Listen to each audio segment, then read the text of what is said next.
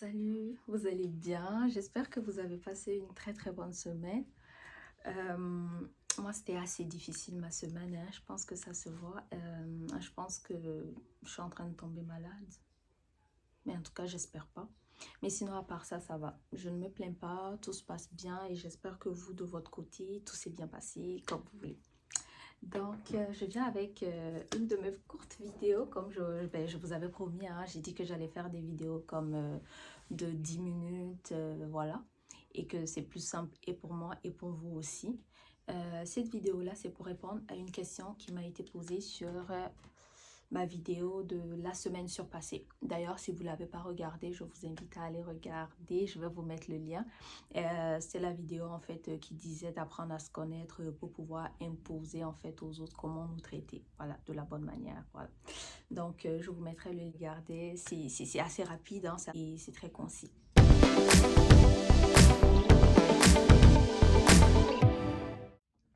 Donc, pour cette vidéo-là, je viens en fait répondre à une question qui m'a été posée. Ben, c'est trois questions, mais je pense que les trois questions sont comme liées, donc je considère ça comme une question. C'était de savoir comment apprendre à se connaître, comment avoir confiance en soi et comment connaître ses limites. C'était ça, ouais. Donc, pour répondre à cette question-là, je vais aller avec trois points. Je précise tout simplement que les trois points que je vais donner, je ne suis pas en train de dire que c'est seulement ces trois points-là ou que le fait d'utiliser ou de pratiquer cela, ça va fonctionner pour tout le monde. Je viens et je donne ce qui a fonctionné pour moi. Je ne suis pas coach, je le précise. Mais ce sont des petites choses qui ont comme fonctionné pour moi et pour des amis. Donc, je me dis que je peux partager ça avec vous et voilà. Donc, pour ces trois points-là, pour moi, le premier point, je dirais d'apprendre à passer du temps seul.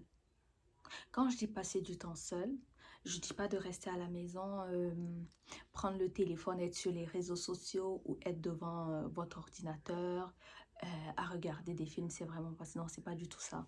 C'est vraiment vous couper de tout.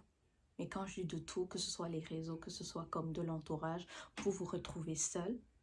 Parce que c'est très difficile en fait d'apprendre à écouter nos besoins, c'est-à-dire notre nous intérieur, lorsqu'on est entouré et qu'on doit prendre des idées par là, les avis par-ci, les opinions des autres. C'est très difficile parce que lorsqu'on a tout ça qui nous vient en tête, en fait, les avis, les opinions, les points de vue et tout, on prend ça, on fait une salade avec, on ressort ça et on pense que c'est ce que nous aimons ou c'est ce que nous pensons alors que ce n'est pas forcément le cas. Apprenez à vous retrouver seul, mais dans le silence. Ça veut dire, prenez le temps. Ça peut être... Il y en a qui peuvent le faire sur une période, hein. Ça veut dire, ils se coupent de tout pendant une semaine, un mois. Ça dépend de chaque personne, dépendamment de, voilà, de leur situation, de ce qu'elle peut vivre à ce moment-là. Ça vous permet en fait de vous retrouver face à vous-même, face à vos réalités, apprendre à écouter votre besoin, votre ressenti. Et ça vous permet de savoir en fait quel chemin vous devez prendre, qu'est-ce qui est bon pour vous, qu'est-ce qui n'est pas bon pour vous. Parce que lorsque vous vous retrouvez seul dans une période où vous prenez le temps de réfléchir, vous êtes obligé de faire un retour dans le passé. Parce que lorsqu'on se retrouve seul, vous n'allez pas me dire le contraire, vous avez comme tendance à penser aux choses que vous avez vécues. Voilà pourquoi vous allez voir qu'il y a beaucoup de gens qui n'aiment pas se retrouver seuls. Ces personnes-là aiment tout le temps être entourées. Dès qu'elles se retrouvent seules, elles vont dire «Ah non, il faut que je sorte pour aller voir des amis, je veux changer d'air». C'est parce qu'on a peur de se retrouver seul. On a peur en fait de faire face à la réalité. On a peur en fait de faire un retour dans le passé, alors que souvent c'est nécessaire. C'est nécessaire de vous asseoir, de voir ce que vous avez vécu, comment vous avez vécu les choses, comment vous avez ressenti les choses. Le fait d'être, on va dire, dans ce mood-là, ça va vous permettre en fait de voir votre ressenti intérieur, de voir ce qui a fonctionné, ce qui n'a pas fonctionné, pourquoi ça n'a pas fonctionné, est-ce qu'il y a une chose que vous aurez pu faire différemment, est-ce qu'il y a certaines choses que vous allez garder. Et comme je l'ai dit, ça va vous permettre en fait, vous de votre côté, de savoir ce que vous pouvez supporter, ce que vous ne pouvez pas supporter, ce que telle attitude en fait peut provoquer chez vous comme émotion. Est-ce que vous appréciez cela ou vous ne l'appréciez pas? Ça, c'est ce qui va vous permettre en vous de vous connaître en tant que personne. Et c'est ça qui va vous emmener en fait à imposer des limites aux gens en leur disant, écoutez, je ne veux pas de ça. Parce que vous n'êtes pas tout le temps, d'ailleurs, on n'est pas tout le temps obligé de donner des raisons ou des explications. Quand vous n'aimez pas, vous n'aimez pas. Donc, le fait de faire un tour dans le passé, de revivre les choses, de voir ce qui a marché, ce qui n'a pas marché, ce que vous voulez garder, ce que vous ne voulez pas garder, les émotions que vous ne pouvez plus ou vous ne voulez plus ressentir, ça va vous permettre, vous, de votre côté, de faire un tri dans votre entourage, de ce qui est bon pour vous ou ce qui n'est pas bon. Et aussi, pour les personnes qui vont rester, de leur imposer, voilà, voici mes limites, voici mes principes, voici mes valeurs, et ces personnes-là n'ont pas le choix. Et croyez-moi, les personnes qui traînent avec vous, les personnes en fait qui vous aiment, c'est pas parce qu'elles comprennent qui vous êtes ou parce qu'elles comprennent votre réaction. C'est juste que ces personnes-là ont adhéré, ont accepté votre façon d'être. Ces personnes-là ont accepté vos valeurs. Ces personnes-là ont accepté vos limites. Ces personnes-là ont accepté ce que vous leur avez proposé. Donc, elles vont rester là avec vous. C'est besoin de comprendre. Quand vous aimez passer du temps avec quelqu'un, vous respectez ce que la personne veut dans sa vie, ben, je pense que on n'a pas besoin de plus de choses en fait pour aller de l'avant. Et donc, ça va être ça. Comme j'ai dit, vous pouvez l'essayer, vous n'êtes pas tout le temps obligé de rester à la maison. Il y en a qui vont comme aller faire des marches, se retrouver dans des parcs, mais le silence vous permet, mais vraiment, d'écouter ce qui se passe en vous, votre vous intérieur, comme on le dit. Vous écoutez, vous vivez la chose, et je sais que c'est souvent douloureux. Pourquoi je dis que c'est douloureux? Parce que moi, je sais que je fais un déni sur on va dire, les périodes difficiles que j'ai eu à vivre. Je suis du genre, je ne fais pas exprès, mais mon cerveau a tendance à effacer beaucoup de choses. Quand je dis ça efface, c'est fait systématiquement. Tu vois? Quand je vis la chose, je ressors, c'est comme si ça l'effaçait. Et quand je dois expliquer ça à quelqu'un ou j'ai comme l'impression que je dois revivre la chose et c'est très douloureux parce que tu dois te forcer pour te rappeler, mais c'est souvent nécessaire. C'est ça qui va permettre de connaître en fait tout ce qui est enfoui en vous, à vous connaître. Et oui, ça demande des moments où vous vous retrouvez seul. On n'a pas besoin de tout le monde autour parce que ça ne va jamais fonctionner. Quand il y a du monde autour, ça devient très superficiel et on a tendance à fuir tout ce qui est émotion, tout ce qu'on peut ressentir. Donc ça, c'est mon premier point. Et puis, mon deuxième point, ça, c'est à peu près pareil. C'est passer du temps avec vous, mais passer du temps avec vous, c'est-à-dire faire des dates avec vous-même. Vous sortez, vous partez au cinéma, vous faites des activités seules, au restaurant, que ce soit aux zoos, dans des parcs de jeux, je sais pas. Mais vous sortez pas. Là, ce n'est plus dans un milieu comme très calme pour vous retrouver. Non, c'est vraiment faire des dates tout seul. Et je sais pas pourquoi beaucoup ont peur de faire ça. Quand je dis ça à des amis, souvent ils sont comme non, moi je peux pas aller m'asseoir seule au restaurant. Mais j'ai une question à vous poser. Quand vous rencontrez de nouvelles personnes, vous êtes obligé de passer du temps avec ces personnes-là pour les connaître. Et ça fonctionne pareil avec nous. Vous ne pouvez pas apprendre à vous connaître si vous ne passez pas du temps avec vous. C'est comme quand vous me dites non, j'aime pas ce repas, j'aime pas ce plat, j'aime pas cette activité. C'est parce que vous avez pris du temps, vous avez mangé, vous avez goûté. C'est pour ça que vous n'aimez pas. C'est parce que vous avez essayé l'activité, vous n'aimez pas. C'est parce que vous avez essayé une fois, vous avez eu peur et vous savez que non, ça me fait peur. J'ai peur du vide, j'ai peur de ci. C'est parce que vous avez été dans la situation. Donc pour ça, en fait, il faut passer du temps avec vous. Comment vous pouvez vous apprécier si vous ne passez pas du temps avec vous-même? Je sais que les premières fois, ça paraît bizarre parce qu'on a l'impression que tout le monde nous regarde et tout. Mais non, une fois, deux fois, je pense qu'à partir de la troisième fois, vous appréciez ces moments-là. Vous appréciez, et en plus de ça, vous découvrez en fait des nouvelles facettes de vous parce que vous vous retrouvez dans des situations embarrassantes où vous êtes seul et vous êtes obligé d'avoir une certaine réaction et souvent vous vous dites, ah oui, c'est moi qui réagis comme ça, je ne savais pas que je pouvais faire ça. Souvent vous vous retrouvez dans des situations voilà, où vous êtes joyeuse et tout et vous êtes comme, ah oui, je ne pensais pas que je pouvais aimer ça, pourtant j'adore.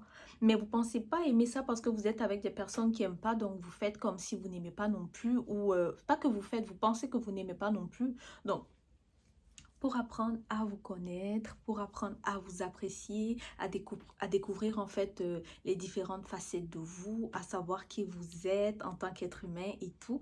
Mais passez du temps avec vous, amusez-vous tout seul.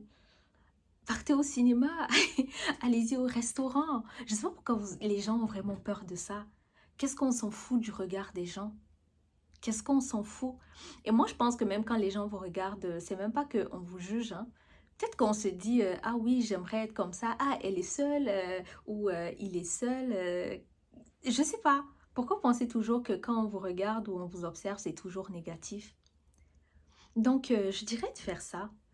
Vous passez du temps avec vous-même et vous allez voir quel genre de personne vous êtes et vous allez voir tout ce que vous pouvez réaliser toute seule. Vous allez voir tout ce que vous pouvez vivre tout seul et vous allez comprendre en fait que il y a certaines sensations, il y a des ressentis que vous pouvez avoir sans pour autant avoir des gens autour de vous. Et quand vous faites ça, c'est aussi quelque chose qui va vous aider en fait à vous connaître en tant que personne, mais ça va aussi vous amener à avoir confiance en vous parce que vous allez réaliser des choses seules. Vous allez voir que ben là, en fait, j'avais pas forcément besoin d'être avec une personne pour faire ci ou pour faire ça. Parce que quand vous êtes avec des gens, je sais que cette partie-là va pas plaire à beaucoup de monde. Ça peut être dans le milieu familial, ça peut être à l'école, ça peut être dans une relation amoureuse ou voilà. C'est que quand on ne se connaît pas, on accepte tout ce qu'on dit de nous. Les personnes qui nous apprécient, lorsqu'elles nous font comme des remarques et tout, on a tendance à l'accepter sans remettre ça en question. Ça veut dire, c'est comme si on donnait la permission ou le droit aux gens de décider de ce qu'on devrait aimer ou ce qu'on ne devrait pas aimer. C'est comme si on leur donnait ce pouvoir-là. Je ne sais pas si vous captez en fait ce que je veux dire.